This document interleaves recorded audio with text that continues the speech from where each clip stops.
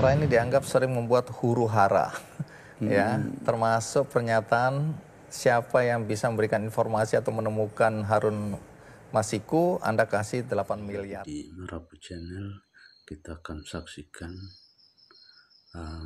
diskusi-diskusi soal 3 juta rumah yang dibangun oleh Ara Sirait dalam pemerintahan Prabowo. Banyak orang yang kaget ketika sosok yang satu ini dipercaya oleh Presiden Republik Indonesia, Prabowo Subianto, untuk menduduki jabatan sebagai Menteri Perumahan dan Kawasan Permukiman. Karena latar belakangnya sebagai politisi dan target yang diberikan yang menurut sebagian besar orang tidak masuk akal, yaitu bagaimana menyiapkan 3 juta rumah untuk saudara-saudara kita yang memang membutuhkan uluran tangan, dalam hal ini yang membutuhkan rumah murah. Nah, menjadi menarik karena sosok ini sendiri merasa optimistis bahwa dia akan mampu mengemban target tersebut, mampu menjalankan tugasnya, tapi nanti kita cek apakah dia bahagia dengan jabatan yang baru ini. Dan sudah ada di studio Marwarar Sirait. Iya, Bang. Oke, yang biasa dipanggil Ara. Ya. Bung Ara, jadi ini sudah berapa minggu ini jadi menteri ini ya? 20 Oktober ya, Bang ya. Sekarang ya mau 2 bulan lah ya, kurang seminggu ya. Iya. Jadi ini jabatan yang Anda sukai atau Anda merasa bahwa ini bukan jabatan yang tepat dan mulai menyesal atau bahagia? Saya merasa terhormat atas kepercayaan Bapak Prabowo. Iya, banyak orang merasa terhormat, tapi Anda bahagia atau tidak dengan jabatan ini? Tadi Abang lihat katanya tambah awet muda, tambah happy kan. Ya tapi ya memang itu adanya hati bahagia. Kerja sama Pak Prabowo dan teman-teman di Gerindra ya membuat saya bahagia. Jabatan Menteri Perumahan ini tepat atau sebenarnya menurut hati kecil Anda, kalau aku ditempatkan jadi menteri yang lain, pasti akan lebih baik? Atau ini posisi yang menurut Anda tepat? Tepat, Pak Prabowo itu tahu lapangan, tahu kekurangan saya, tahu sedikit mungkin apa yang saya bisa sumbangkan bagi negara ini. Jadi menurut saya beliau sangat bijak. Itu kan menurut Pak Prabowo. Ya. Tapi menurut Bung Ara sendiri ini jabatan yang tepat? Ya. Kenapa tepat? Karena ini kesempatan untuk bisa berbakti ya bagi negara. Kan ada sandang, pangan, papan. Ya, masih banyak sekali ya jutaan orang Indonesia yang belum memiliki rumah.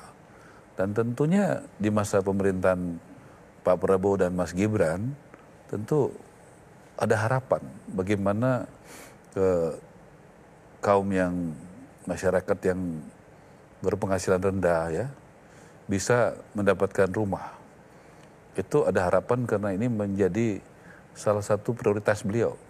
Jadi tentu kita diminta untuk bekerja keras, melakukan terobosan-terobosan, out of the box, dan tentu memperhatikan aturan hukum yang ada di Indonesia, melakukan efisiensi, semangat anti korupsi yang tinggi, supaya bisa membuat cita-cita itu tercapai.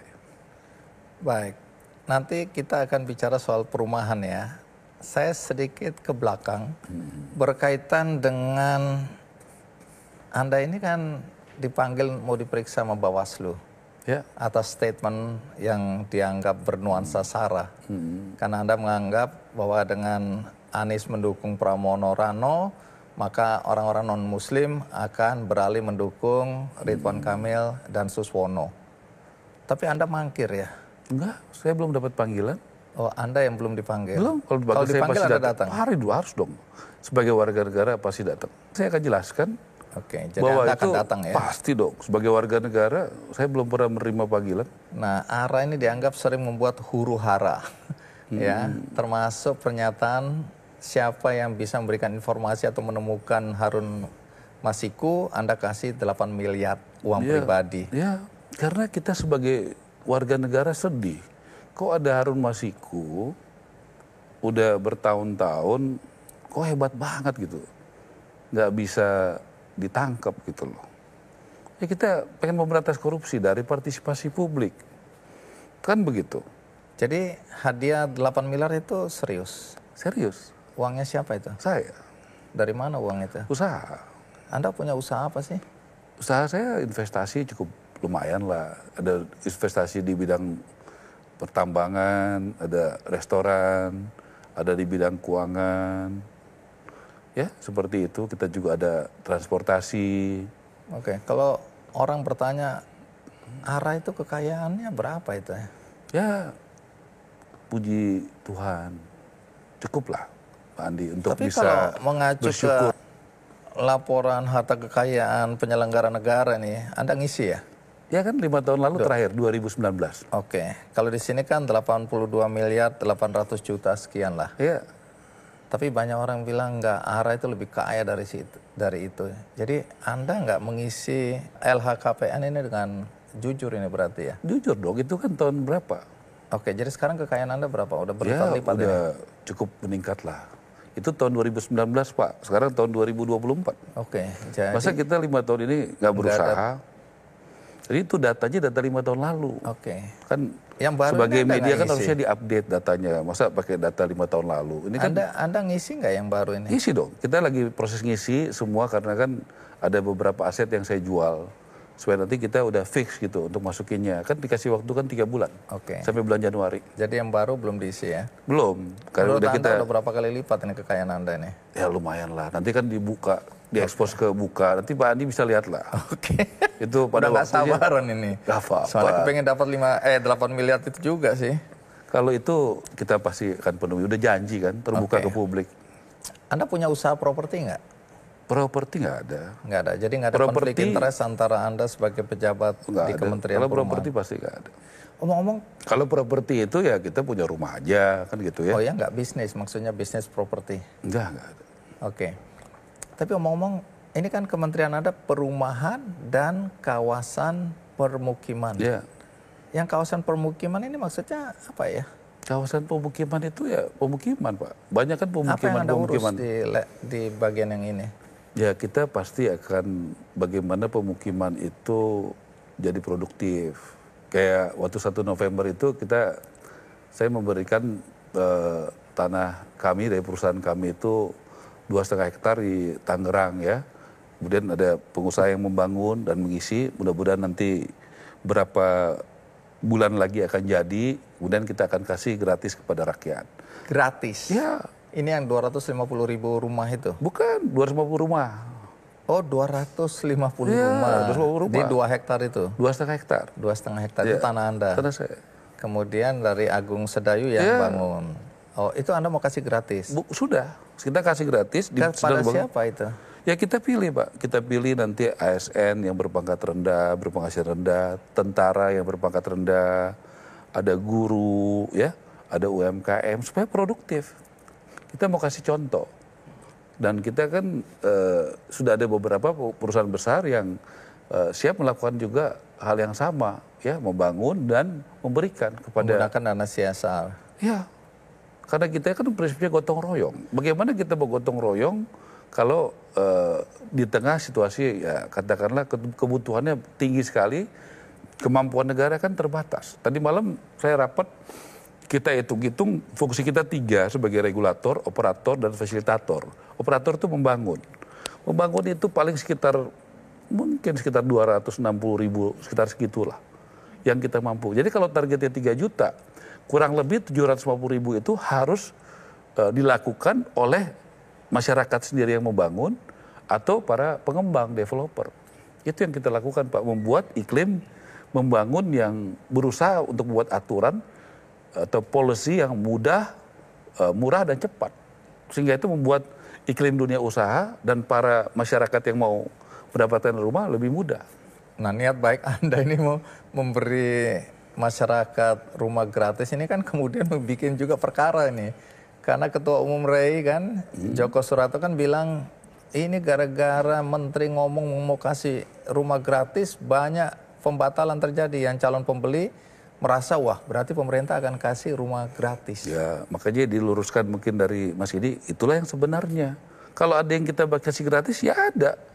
Tapi apakah semuanya? Ya tidak. Apa yang salah gitu? Kalau ada memang kita mau kasih gratis. Kita tidak pernah bilang 3 juta itu rumah gratis semua. Tidak pernah gitu. Jadi ini harus diluruskan ya. Ya memang begitu yang sebenarnya. Coba lihat, ada nggak pernah kita ngomong 3 juta itu gratis semua? Nggak ada pasti. Tapi kalau ada sebagian kecil yang gratis, yes. Omong-omong soal komentar-komentar politik, kan Harun Masiku ya pasti ini urusan politik. Terus kemudian soal komentar Anies mendukung itu yang dianggap sara tadi, itu politik. Anda lupa kalau Anda jadi menteri, ini udah harusnya nggak terlalu banyak komentar soal-soal yang begitu. Saya rasa saya juga politisi, saya politisi Gerindra. Tapi kan orang bingung melihat posisi Anda sebagai Menteri Perumahan, kok ngurusin yang begitu-begitu lagi. Saya kampanye untuk Ridwan Kamil, pada waktunya saya cuti.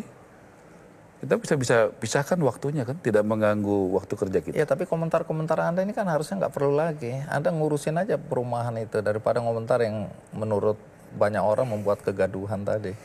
Ya, saya punya keyakinan dalam berpolitik menyampaikan yang saya yakini benar dan saya bertanggung jawab untuk itu. Jadi Anda merasa bahwa dengan posisi sebagai menteri ini bukan berarti Anda tidak bisa berkomentar soal yang terjadi di luar bidang kerja Anda ini? Menurut saya begitu. Ya. Oke. Kita boleh berkomentar menurut saya dengan apa yang kita yakini benar gitu. Dan kenapa menjadi menteri kita mesti jadi berubah, jadi jaim gitu.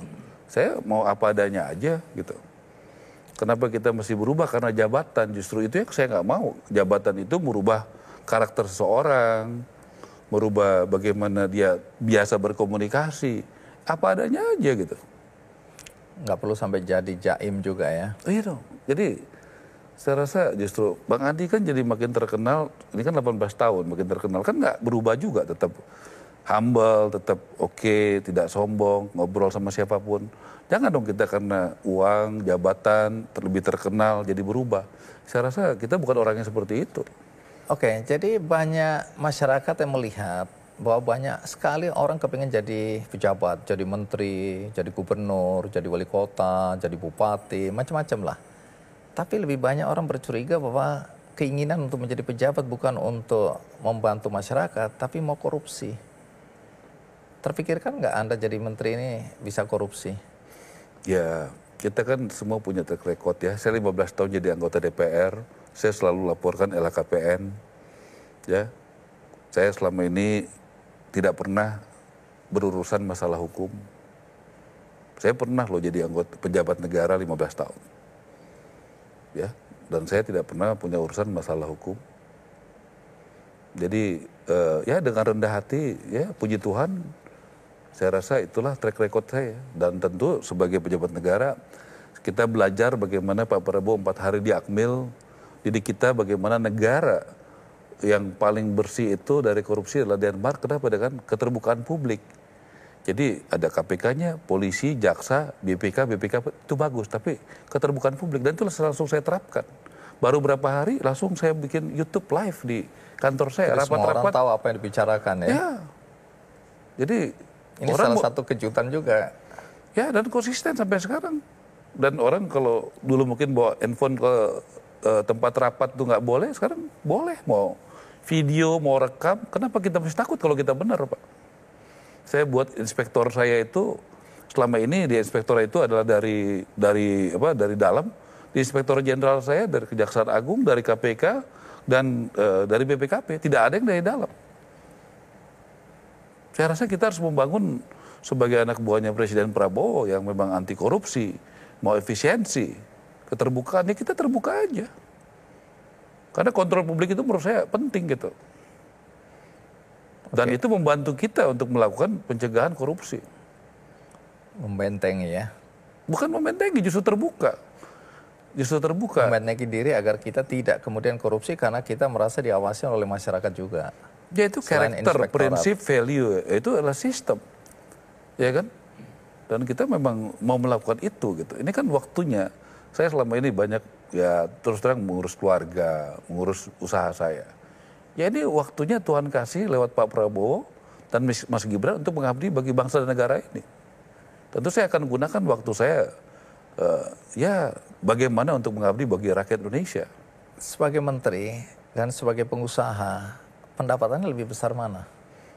Masa mesti tanya sih Bang? Oke, jadi disimpulkan memang lebih besar sebagai pengusaha ya. Menteri kalah. Ya kalau kita mau kaya jangan jadi menteri Bang. Kalau kita coba mau dapat diulang uang, dulu karena banyak orang kepengen jadi menteri supaya kaya. ya kalau kita itu mau ngabdi kepada negara Bang, berbakti kepada negara, kepada rakyat. Justru pikiran kita bagaimana kebijakan-kebijakan yang kita keluarkan itu pro rakyat, membuat rakyat yang susah jadi tidak susah, yang lambat jadi cepat, yang mahal jadi murah atau gratis. Pikiran kita tiap hari begitu, bagaimana mengeluarkan kebijakan yang seperti itu. Dan kita sudah lakukan itu. Dalam waktu kemarin 2 minggu lalu ya, kita sudah dengan Mendagri dan Menteri PU, atau 10 hari lalu kurang lebih, mengeluarkan kebijakan supaya BPHTB yang tadinya bayar 5% itu khusus buat masyarakat berpenghasilan rendah, MBR. MBR. Ya, MBR itu Bang, biasa bayar 5%. Kita, ya puji Tuhan lah, bisa membuat itu dalam waktu belum 2 bulan, sehingga rakyat kecil nggak usah bayar 5% lagi. Dan kita juga buat bagaimana mengurus PBG, tidak perlu lagi, dulu namanya IMB, Bang Andi. Iya. Sekarang nggak perlu bayar lagi.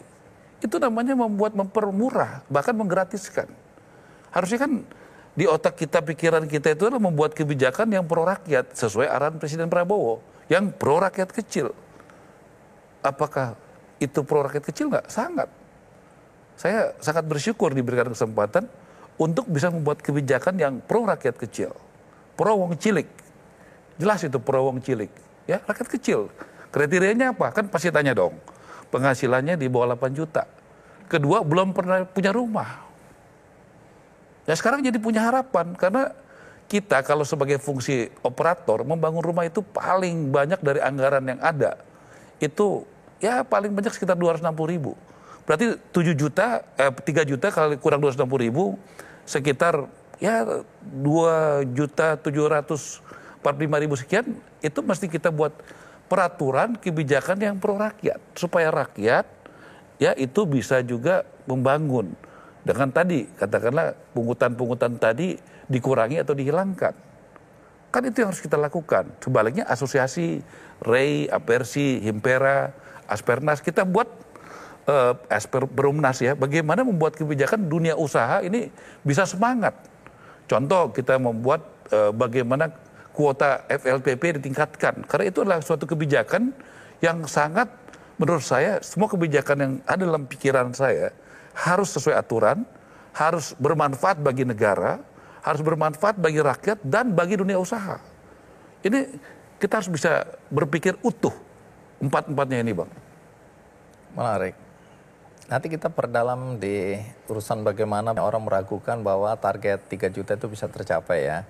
Tapi kemarin kan Anda masuk gorong-gorong di bawah jembatan itu ya. Iya. Ngapain itu? Bang, saya menemukan ya seorang ibu muda. Dia lahir di situ. Dan dia melahirkan di situ.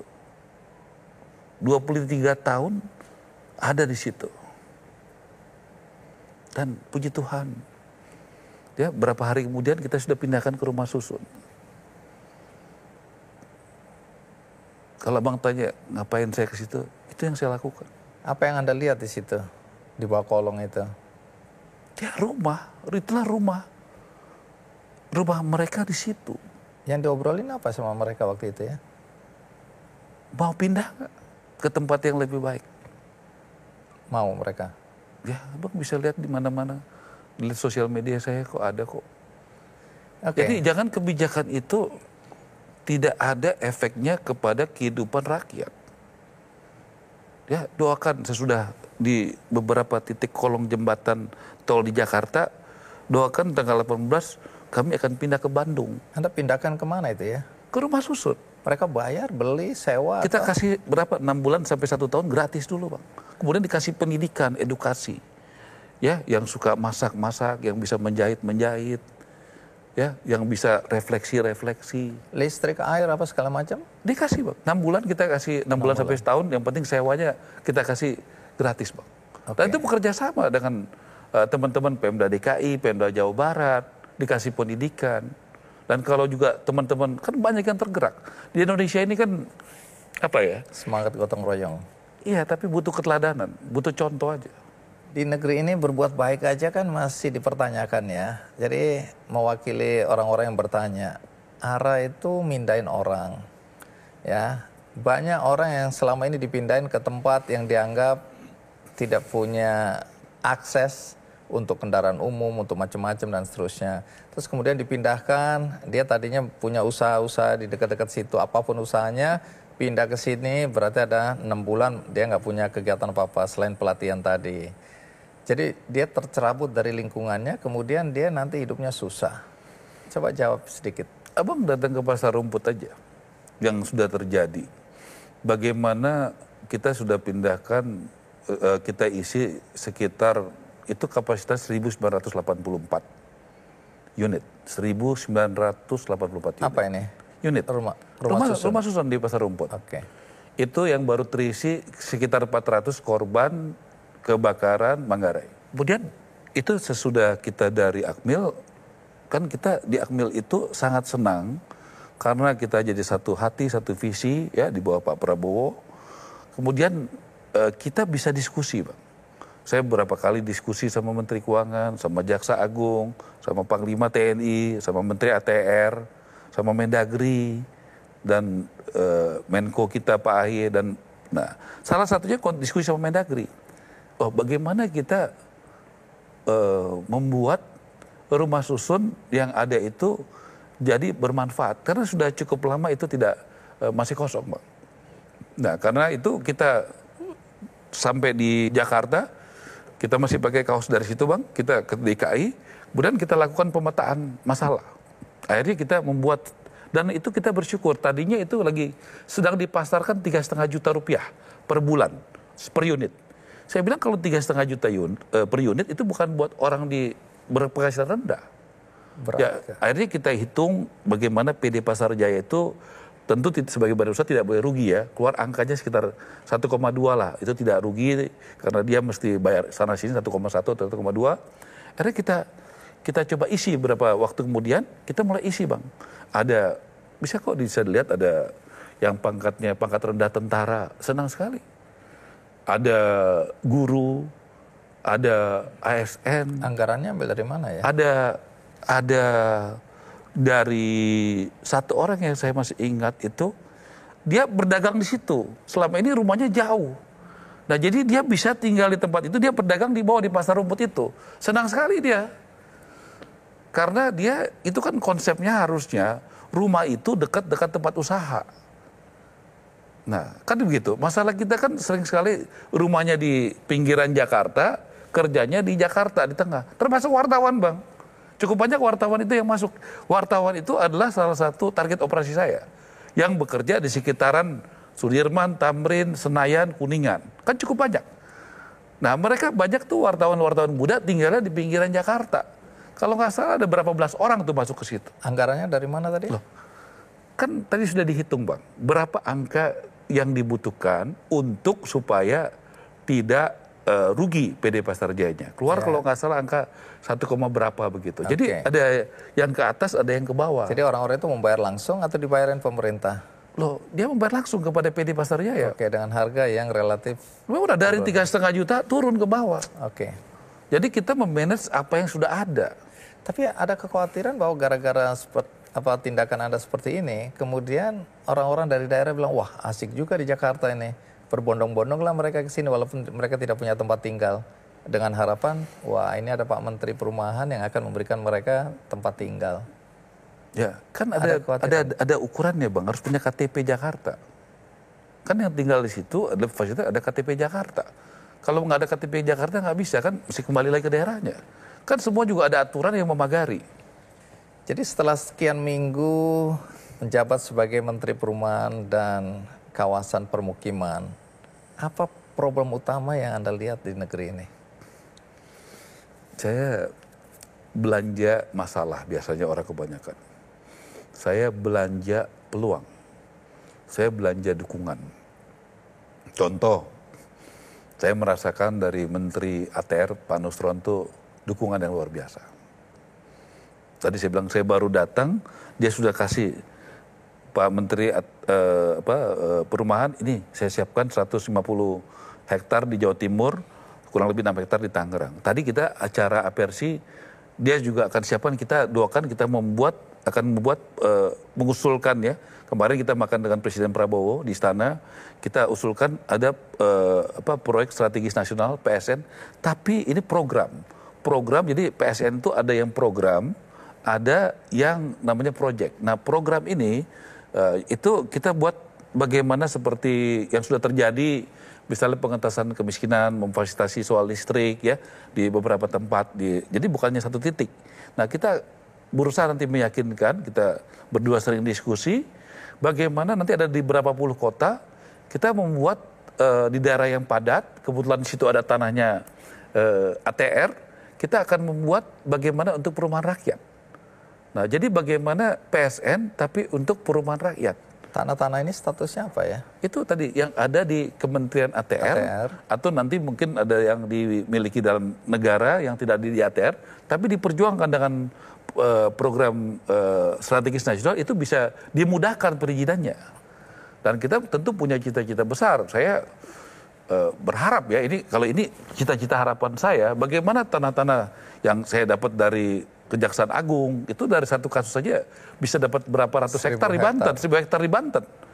Kan bagus, tanah koruptor buat rakyat, Bang. Secara hukum itu sudah oke. Loh, kita udah konsultasikan tadi, barusan saya ngobrol sama DJKN. Jadi bagaimana dari Pak Nusron, dari Kejaksaan Agung, saya bicara juga dari teman-teman KPK, saya udah ke KPK, dapat info cukup banyak tanah-tanah dari BLBI, masuk kepada DJKN, dari DJKN ke Bank Tanah. Ini harapan saya Bang ya, jangan salah nanti juga terjemahannya. Harapan saya bagaimana dari sini Bang, bagaimana negara itu bisa memberikan kepada rakyat. Ini harapan saya. Tentu saya mesti meyakinkan semua. Tapi tentu sebagai menteri saya mesti punya visi dong. Nah bagaimana negara bisa memberikan kepada rakyat atau rakyat bisa membeli dengan murah.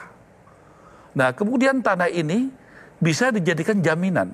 Kalau dia punya slip gaji seperti PNS, TNI berpangkat rendah, guru dengan penghasilan yang rendah, dan sebagainya memenuhi kriteria, dia akan punya dua.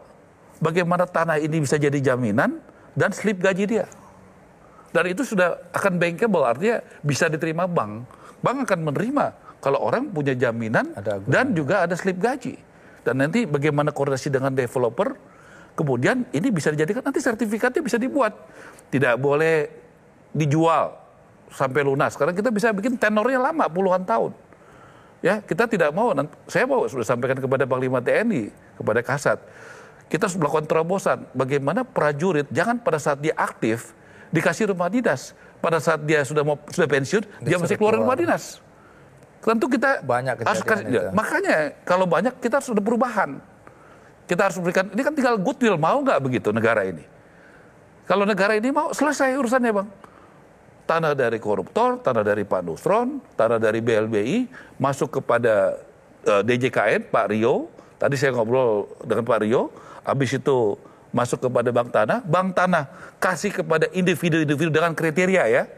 Gajinya di bawah 8 juta, dia adalah masyarakat yang berpenghasilan rendah, belum punya rumah. Kemudian ini dijadikan jaminan ke bank dan kepada developer. Nah selama berapa tahun? 10 tahun tidak boleh dijual. Sampai itu lunas. Nah itu kita bicarakan. Nanti bagaimana? Tentu ini yang memiliki, yang dia harus juga tinggal, dipetakan. Nah tapi kita kan harus punya rencana Bang. Tapi kemungkinan ada orang yang punya uang besar, kemudian dia pakai orang untuk beli-beli, tapi sebenarnya itu punya dia, nanti dia jual kembali ke orang. Ya kita harus optimis Bang. Masa negara ini kalah sama yang begitu sih? Itu modus sudah puluhan tahun. Masa kita nggak bisa lebih pintar daripada orang kayak gitu.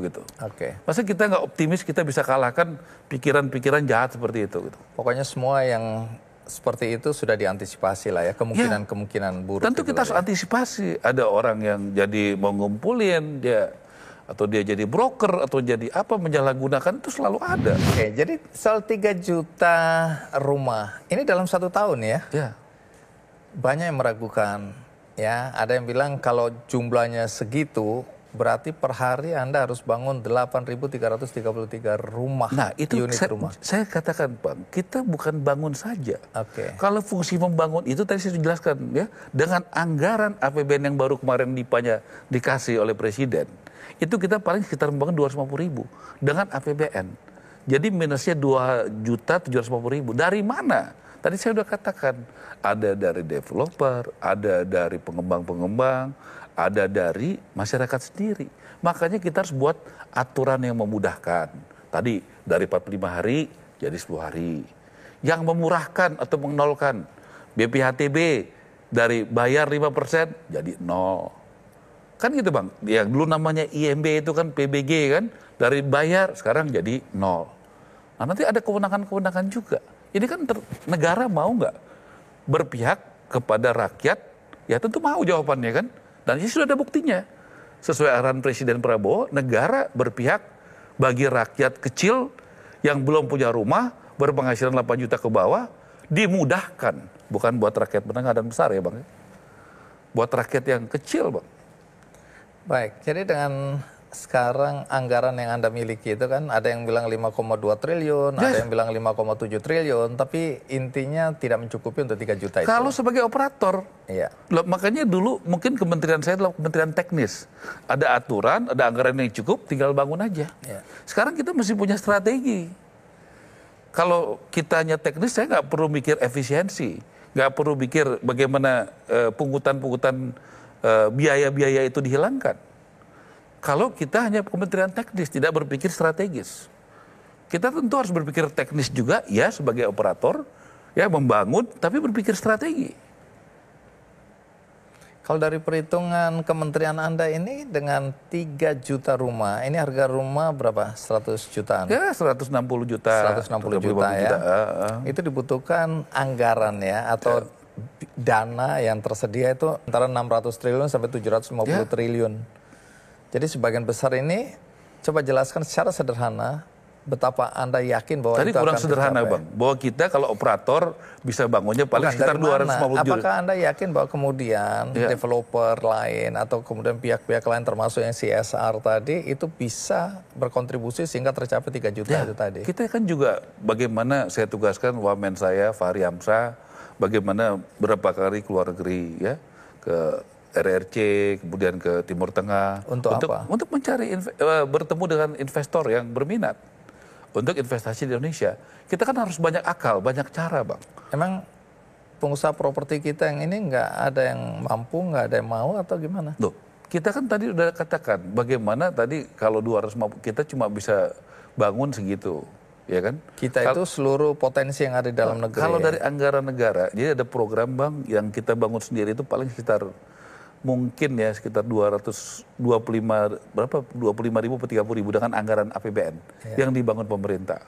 Kalau yang dibangun pengusaha itu mungkin sekitar 230 ribuan. Oh, masih kurang. Oh, jauh, Bang. Kurang. Jauh ya. Itu udah pengusaha 230 ribuan. Oke. Pengusaha jadi memang perlu investasi masuk. Dan masyarakat. Dan yang paling banyak ini. Swadaya. Tapi kita kasih kebijakan, kita kasih insentif. Stimulan. Kita kasih 600.000 per bulan itu. Nah, itu untuk bagaimana, itu program dari, bagus Pak Hasim itu sebagai ketua Satgas kita, tadi saya ketemu, dia sangat memikirkan bagaimana rakyat itu kan salah satu ukurannya dia tidak miskin lagi, dia punya rumah, Bang. Tidak bisa hanya, dulu kalau World Bank kalori sekian 2100, dia udah nggak miskin lagi, ya nggak bisa lah, ya kan. Kalau menurut saya, dia juga mesti punya rumah sebagai ukuran. Nah, Pak Hasim bagus, bagaimana dia juga punya program yang saya sangat dukung, setuju sekali. Mudah-mudahan fiskal negara kita cukup. Bagaimana mensubsidi cicilan daripada buat rakyat. Ya sebesar 600.000 per bulan selama 25 tahun. Untuk 2 juta atau 3 juta rumah. Masalahnya negara kita, APBN kita oke nggak? Kan gitu. Nah kalau APBN ini oke, ini adalah satu cara yang luar biasa. 2 juta atau 3 juta ini dari sini, Bang. Salah satunya. Selain tadi program yang lain, selain investasi yang lain, selain PSN tadi. Kita kan mesti banyak cara. Karena kayak yang tadi program yang tadi disampaikan Satgas Perumahan, itu sangat tergantung kemampuan APBN kita. Nah, APBN ini kan udah berat ya. Tapi saya dengar Anda mulai lobby-lobby Menteri Keuangan, Bappenas lah, untuk bisa mendapatkan sekitar 40 triliun lagi ya. Ya, kita harus cari jalan dong, Bang. Kita harus cari jalan, makanya kita tunjukkan bahwa kementerian kita ini siap mengelola anggaran negara. Kita dikasih 40 triliun, bahkan 80 triliun nggak cukup kok, Bang. Tadi Abang udah tahu angkanya berapa kok. Ya nggak? Jadi nggak mungkin kita bisa 100% mengandalkan APBN kita. Ada banyak sektor, banyak kementerian lain. Oke. Jadi saya katakan tadi, kita bukan kementerian teknis saja. Yang anggarannya cukup, kita habiskan anggarannya, sesuai aturan kita bangun, nggak bisa. Kita harus berpikir dengan keras bagaimana solusinya, efisiensi, ya, central purchasing, ya, bagaimana tadi insentif-insentif itu dilakukan. Kita kan nggak boleh kalah dengan masalah. Baik, menarik ini. Karena orang-orang yang tidak memahami jalan pikiran Anda seperti tadi ya, bahwa kementerian ini bukan kementerian teknis saja dan bukan cuma menjalankan fungsi operator ya. Kalau operator kan udah 5 tahun ini, rumah yang kita bangun itu aja baru 2,1 juta. Nggak tercapai lah, apalagi ini setiap tahun sebanyak 3 juta. Tapi dengan pemikiran tadi mudah-mudahan orang bisa mengerti, tentu tergantung pada bagaimana pembiayaannya nanti ya, sumber-sumber pembiayaannya nanti ya. Dan bukan hanya sumber pembiayaan, Bang, ya, iklim yang sehat, ya, kebijakan-kebijakan yang sehat, kepercayaan paling penting. Ini tadi saya katakan perlu sekali kementerian ini membangun kepercayaan.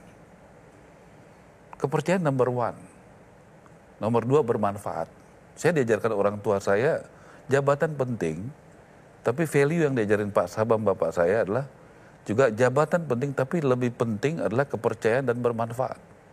Itu jauh lebih penting daripada jabatan itu. Jabatan boleh datang dan pergi, tapi jangan sampai tidak dipercaya dan tidak bermanfaat. Kembali ke urusan 3 juta rumah ini ya, blueprintnya udah jadi. Ya, sebentar lagi, Bang. Kita sebentar lagi, saya juga lagi menyusun eselon 1 kami. Ya, kita menyusun eselon 1, sesudah itu eselon 2, mudah-mudahan eselon 1 bisa saya kirimkan ke Menpan RB paling lama kalau nggak Jumat lusa atau hari Senin. Habis itu kita siapkan eselon 2 kita, ya, dan tentu kita juga ya terbuka gitu, dari dalam, dari luar ya. Kita juga libatkan ada dari konsultan untuk mendampingi saya pada saat saya menginterview daripada calon eselon 1 saya. Dan ya kita senang lah, saya melihat cukup banyak orang-orang yang berkualitas ya, yang mau membantu kami. Teman-teman Anda di Komisi 5 DPR RI kan juga mempertanyakan soal pengajuan anggaran. Karena dia bilang kalau mau pakai anggaran APBN, Anda harus ajukan, mereka lihat dulu, mereka setujui. Itu juga belum ada pengajuan anggaran untuk. Sudah kita sampaikan kan rapat terakhir beberapa hari lalu, ya kan, kita sudah sampaikan satuan 3. Satuan 3 itu data detail anggaran 2025, kita sudah sampaikan. Dan kita senang, karena Pak DPR sangat terbuka, sehingga masyarakat publik juga tahu, apa sih rencananya 2025 ini. Ya, saya rasa itu juga satu terobosan ya, buat teman-teman DPR, Komisi 5 khususnya yang menjadi mitra kami, untuk soal keterbukaan, menurut saya itu bagus sekali, Bang. Sehingga data soal anggaran itu tidak eksklusif. Tapi publik, DPR semua bisa tahu. Itu menurut saya suatu langkah yang jarang terjadi sebelumnya. Dan bagi pemerintah dan DPR itu bagus, karena salah satu isunya adalah keterbukaan, transparansi. Jadi semua orang bisa tahu dan bisa lihat dan bisa awasi. Nah, saya perhatikan dialog Anda dengan teman-teman di Komisi 5 waktu itu ya, soal backlog. Backlog ini antara 9 juta unit rumah atau 12 juta yang benar? Bang, sekarang nggak ada data yang jelas. Ya, Abang cek aja, ada nggak data orang yang membutuhkan rumah, kriterianya, dengan tadi, nggak ada datanya. Makanya dalam rapat kabinet sebelum Bapak Presiden pergi, itu ditugaskan satu saja, BPS, di bawah supervisi Bappenas untuk mengecek semua. Apakah jadi Anda pakai data itu aja? Yang akan datang ya. Jadi ada kesenjangan berapa juta kalau menurut perhitungan dari Kementerian Data? Kita nggak boleh berandai-andai dengan nasib orang. Kita sudah cukuplah. Orang itu ngasih bantuan aja, bansos aja, sembako aja, ada orang mati dapat, ada orang kaya dapat, nggak boleh lagi. Gitu loh. Udah kita anggarannya terbatas, tidak tepat sasaran pula. Jadi data ini memang harus diselesaikan. Sehingga anggaran-anggaran negara itu harus tepat sasaran kepada orang miskin, orang yang membutuhkan. Kan kita tahu banyak sekali yang begitu. Dan saya sampaikan kayak kemarin di DPD, jangan politis. Kasih sama semuanya, jangan cuma pendukungnya saja. Kalau dia bupati, wali kota, gubernur atau kepala desa, kasih sama semuanya. Ya, kita bicara di tingkat nasional, kita bersepil pilpres, jangan hanya kasih kepada pendukung Prabowo dan Gibran aja. Pendukung Ganjar dan pendukung daripada Anies juga harus dikasih. Karena ini kan mengurus rakyat Indonesia, bukan mengurus pendukung kita gitu loh. Itu menurut saya, kita harus punya jiwa negarawan di situ. Itu menurut kami, Bang. Baik, jadi ini pembangunan dimulai 2025. Ya. Baik, jadi kalau bicara soal rumah lagi nih, siapa yang akan mendapatkan rumah-rumah ini? Tadi saya udah katakan, Bang, kriteria. Ya, nomor Gaji 8 1 juta. belum punya rumah. Nomor 2 8 juta ke bawah atau sama penghasilannya. Kan begitu, itu kan mesti diverifikasi juga. Ya, jangan-jangan dia udah punya rumah ngakunya belum, kan gitu. Jangan-jangan penghasilannya lebih dari 8 juta, ternyata ya kan ngakunya kan 6 juta, kan begitu, Bang. Kita berhadapan dengan situasi begini. Kalau dia PNS, TNI, Polri bisa ngeceknya gampang. Coba kalau dia swasta, ngeceknya gimana? Jadi situasi-situasi ini di lapangan tidak terlalu mudah, Bang Andi. Baik, jadi ini sudah fix bahwa 1 juta di perkotaan, 1 juta di pesisir, 1 juta di pedesaan. Dibagi kira-kira pedesaannya 2 juta, di perkotaan 1 juta. Kalau di perkotaan kan tanah di kota lebih mahal. Pada umumnya mungkin ke atas ya, gitu. Apalagi kayak di Jakarta ya Bang ya, sekitarnya. Kalau di pedesaan kan bisa dia rumah tapak yang ya memang berdiri sendiri-sendiri, seperti itu. Ini saya menyetir kembali dialog Anda dengan teman-teman di Komisi 5. Kan ada yang mempertanyakan dengan nilai satu rumah, tadi Anda bilang 150 jutaan. 160 jutaan lah. 160 jutaan. Kualitasnya itu kualitas nomor 3. Artinya kayu yang dibeli apa segala macam itu dalam jangka 5 tahun udah akan rusak lagi dan pemerintah harus lagi mensubsidi rumah-rumah baru. Bagaimana Anda menjamin bahwa rumah-rumah ini berkualitas? Ya, bagaimana tidak dikorupsi? Bagaimana Pak Prabowo selalu bilang kebocoran kita tinggi. Kan begitu, Bang. Makanya dibuat transparan. Makanya saya berusaha melakukan efisiensi. Namanya adalah konsepnya itu central purchasing. Ini usaha, Bang. Belum terjadi sekarang. Kalau itu ada di perusahaan swasta biasa. Contoh, yang berhubungan dengan rumah itu, properti itu kan ada ratusan. Ada cat, ada ubin, ada segala macam lah, genteng ya, ada semen, ada pasir, ada batu. Yang akan menggerakkan ekonomi kita. Sangat menggerakkan sekali ekonomi kita. Nah, bagaimana saya berpikir keras melakukan efisiensi. Ya, efisiensinya bagaimana? Saya pernah tanya sama Dirut Pabrik Semen. Kalau kita beli semennya 100 miliar, 200 miliar, kamu kasih diskon nggak? Kasih. Berapa? Sekitar 5-10%. Nah, tapi diskonnya itu untuk apa? Kalau harganya turun, kan berarti harga untuk konstruksi rumahnya itu turun. Yang diuntungkan siapa? Ya rakyat dong. Makanya di pikiran kita, kalau dulu kita bagaimana mikirin perusahaan kita untung, restoran kita untung, bagaimana kita mikirin otak kita sekarang Bang Andi, rakyat yang untung gitu loh, negara yang untung. Jadi kalau tadi saya bilang teknis, kalau orang teknis nggak perlu mikir gitu Bang. Kalau orang strategis, dia harus mikir sampai ke sana. Kecuali saya punya dana 3 juta dikali 160 juta disiapkan, plak berapa ratus triliun. Ya kita bangun, ini desainnya, tanahnya, selesai. Terus Bang Andi mau punya adik yang dananya cuma tahun depan 5 triliun, begini terus tenang-tenang aja. Nggak melakukan efisiensi, nggak melakukan bagaimana BPHTB tidak ada, bagaimana strategi central purchasing. Saya rasa saya nggak diundang di sini kalau saya kayak gitu. Baik, ada juga isu yang nggak enak didengar, tapi dari tadi nggak enak terus ya. Kayaknya hari ini banyak banget isu-isu. Jadi ya tetap aja orang nggak bisa melihat Anda dari satu perspektif aja. Ada yang coba melihat-lihat lagi, arah ini kan temennya konglomerat. Konglomerat ini kan banyak yang bisnisnya properti. Nah, arah kan teman dekat sama mereka. Pasti banyak kebijakan yang akan dibuat yang menguntungkan pengusaha-pengusaha developer besar seperti itu. Bagaimana Anda menjawab omongan Yang saya buat ini? PSN bukan developer besar. Saya perjuangkan Kebijakan di luar. Oh ini PSN buat masyarakat berpenghasilan rendah. Yang saya sampaikan kepada Pak Prabowo sebagai menteri itu. Bagaimana di banyak daerah itu. Dan saya bagaimana teman-teman yang katakanlah konglomerat itu membantu. Bagaimana memberikan rumah-rumah, membangun dan memberikan rumah kepada masyarakat. Apa yang salah dengan begitu? Bukannya gotong royong itu Pancasila itu harusnya yang besar, yang kaya, yang super kaya membantu yang miskin. Kan itu yang harusnya kita lakukan. Bang Andi kan bikin acara berapa kali Kiki Andi, bagaimana pengusaha-pengusaha besar membantu yang miskin. Bagaimana UMKM yang nggak punya uang tapi jujur kerja keras dibantu. Kan itu. Perusahaan-perusahaan yang sponsorin acara Bang Andi kan itu. Kalau dia tidak sukses bisnisnya, bagaimana dia bisa bantu? Baik, tapi kalau ada pertanyaan bagaimana Anda... Ini udah jelas yang ini ya? Jelas. Oke, bisa diterima? Bisa diterima, tapi tetap ada pertanyaan tambahan.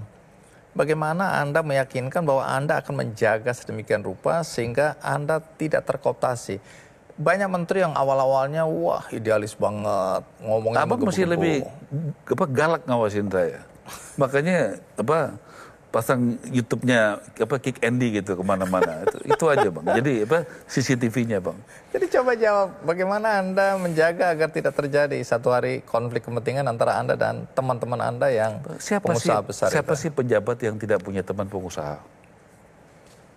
Bang Andi aja wartawan aja hebat, pengusaha temannya banyak. Saya tahu persis. Apa Bang Andi bisa diintervensi sama pengusaha untuk muji-muji dia, untuk pakai acara Kick Andy untuk kepentingan dia? Nggak bisa kan? Itu kan tergantung kepada karakter moral kita, pada prinsip kita. Kita boleh berkawan sama siapa saja. Memang kawan saya, memang sahabat saya dari atas sampai bawah. Dengan begitu saya tahu apa yang terjadi di bawah, di tengah, dan di atas. Kita harus berkawan dengan semua kalangan, semua suku, semua agama, semua etnis, semua tingkat ekonomi, semua pilihan politik. Saya sangat senang saya bisa ada di semua lapisan itu. Saya main sama aktivis, saya main sama UMKM. Menurut saya kita harus begitu gitu. Kita nggak boleh eksklusif. Dan tadi bagaimana kita gunakan untuk kepentingan rakyat. Mereka bukan mau bisnis di perumahan. Bagaimana ya rata-rata pengusaha tambang. Ya nanti berapa bulan ini akan ada lagi beberapa perusahaan tambang yang akan melakukan groundbreaking. Bukan pengusaha perumahan. Jadi itu yang akan kita lakukan. Bagaimana orang-orang yang super kaya ini juga tergerak hatinya membangun perumahan-perumahan bagi rakyat. Karena memang uang negara nggak cukup. Nah, mereka tergerak. Saya pikir ini adalah Indonesia yang benar. Bagaimana yang kaya bantu yang miskin. Bantu rumah. Nah, makanya saya berkepentingan semua transparan. Semua terbuka. Kenapa? Apakah semua acara itu disupport seperti Bang Andi? Enggak, karena mereka percaya sama Bang Andi. Percaya sama Kick Andy. Banyak saya tahu acara nggak dapat support banyak. Kenapa? Karena tidak dipercaya. Jadi trust itu nomor satu. Kepercayaan itu nomor satu. Ini pertanyaan terakhir. Karena... Kok cepet-cepet sih, saya masih semangat loh. Kayaknya pertanyaannya kurang tajam lagi, lebih galak lagi gitu pertanyaannya. Kurang galak. Senang loh. Mungkin karena awalnya terkesima juga ketika awal mula rapat di Kementerian Perumahan ini terbuka untuk publik. Itu menurut aku keren ya. Jadi harus diakui. Ini minta maaf nih. Waktu Ara atau Bung Ara di... Ara aja nggak apa-apa, saya kan lebih muda. Bung Ara. Jangan jadi menteri berubah gitu mesti. Jadi Pak Menteri apa adanya aja Pak Andi. Waktu ditunjuk, aku bilang ini kawan kita pemampu ini. Ya aku harus jujur meragukan. Apa-apa. Apalagi waktu ditargetan 3 juta. Kan kita belum tahu jalan pikiran seorang... Pak Andi bukan Pak Adi aja yang ragu. Dosen saja ragu. Waktu saya lulus nih, saya kan lulusnya 8 tahun. Jadi dia bilang begini. Ya, 8 tahun, orang kan rata-rata kuliah 4 tahun, 5 tahun kan. Saya 8 tahun visip nih. Ya Maruarar, akhirnya kau lulus juga. Gitu kan. Jadi kalau tidak bisa membawa nama kampus kita, membawa harum nama kampus kita, tolong minimal jangan merusaknya. Itu aja. Jadi pesimis. Jadi tenang aja. Bang Andi bukan sendirian. Satu-satunya. Ini harus jujur ini. Ya, jujur loh. Ya. Kita. Tapi jujur begitu gebrakan pertama mulai kagum. Ya. Tapi mudah-mudahan ya doa kita karena tujuannya kan baik. Tapi yang tetap jadi pertanyaan ini agak penasaran ini. Itu masih ramai diperbincangkan. Kenapa ketika presentasi hanya foto atau gambar Presiden Prabowo yang Anda tampilkan dan Anda minta maaf kepada Wakil Presiden? Bukan minta maaf, saya kasih tahu. Oke, Anda kasih tahu bahwa foto dia saya atau nggak minta gambar dia maaf. tidak ada. Saya datangin Pak Gibran, boleh dicek aja. Iya, kenapa sampai harus begitu? Emang kenapa kalau dua-dua muncul kan nggak ada masalah juga, selama ini selalu berdampingan. Kenapa Anda mulai cari gara-gara baru gitu loh? Saya nggak cari gara-gara, justru saya cari solusi. Solusi apa dalam hal ini? Ini harus satu nakoda Pak Prabowo. Dan saya sampaikan kepada Bapak Wapres di kantor Wapres. Saksinya ada wamen saya, dirjen saya. Pak, saya maunya begini, pasang foto Pak Prabowo supaya kita satu nahkoda. Semua satu komando di bawah Pak Prabowo. Pak Gibran, oke. Silakan tanya. Kenapa harus begitu? Dua-dua kan tetap sama. Ya, itu pandangan saya karena saya tahu bagaimana perlu satu komando dalam negara ini. Supaya tidak ada potensi mengadu-ngadu antara Pak Prabowo dan Mas Gibran. Jelas ada potensi, ada orang yang berpikir begitu selalu ada, mengadu Jokowi dan Prabowo. Ada orang yang Prabowo dan Jokowi kalau bersatu nggak happy, ada Pak. Bapak jangan pura-pura nggak tahu lah, ya kan? Setuju nggak? Gantian dong. Nah itulah, ini kadang-kadang nggak jujur juga. Ya kan? Saya mau tanya, nggak senang Jokowi Prabowo ini kalau bersatu, ya kan? Jadi dia akan senang, akan bahagia kalau nggak bersatu. Termasuk Prabowo dan Gibran kalau nggak bersatu nggak happy. Kalau saya mengerti situasi ini. Makanya saya bilang satu komando. Begitu satu foto.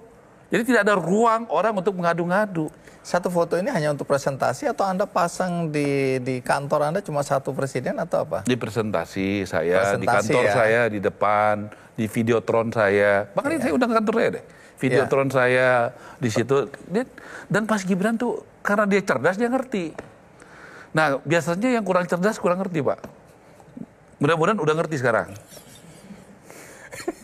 Udah ngerti kan? Oke. Nggak, saya jujur udah ngerti dong. Saya dengan penjelasan ini kan. Iya. Saya mau tanya jujur ya, gantian aja. Satu aja. Ada nggak orang yang mau ngadu-ngadu Prabowo dan Gibran? Jokowi dan Prabowo? Banyak kan? Banyak. Nah, ini langkah strategis nggak? Langkah strategis nggak yang saya lakukan? Nanti kita lihat hasilnya. Loh, iya. Jadi sudah tahu ada yang mau ngadukan Presiden Prabowo dan Pak Jokowi, Prabowo dan Gibran. Ya saya tentu harus berpikir dong, apa solusinya? Saya matikan langkah orang yang mau melakukan itu. Jangan saya diem-diem aja, tahu terus diem aja. Wah, saya nggak kayak gitu Pak Andi. Hebat juga nih ya, Marwarar Sirait. Enggak, kan tadi Bapak nggak percaya sama saya. Katanya nggak percaya meragukan saya sekarang hebat. Udah di akhir-akhir udah mulai muji-muji nih. Beda dari awal. Ada perubahan lah, ada perubahan setelah dengar. Marwarar itu artinya apa ya? Ya, nanti kalau saya kasih tahu artinya sombong lagi janganlah Pak. Udah cukup Tuhan sama saya yang tahu aja Pak. Sama orang yang ngerti artinya.